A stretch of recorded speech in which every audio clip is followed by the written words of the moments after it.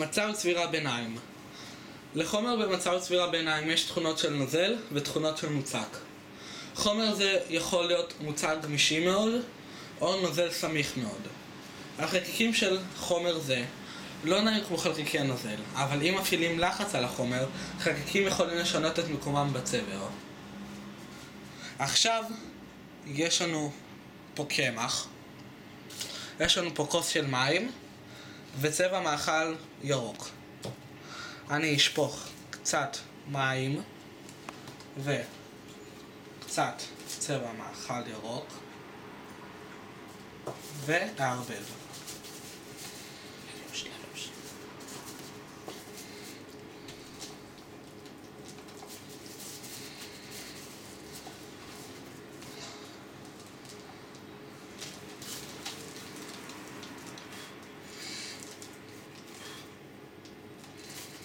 זה מוכן כבר, אני נגמר ללוש ותראה. ויצא לי כדור ירוק שהוא גם גמיש והוא גם לא נוזל לי מהיד.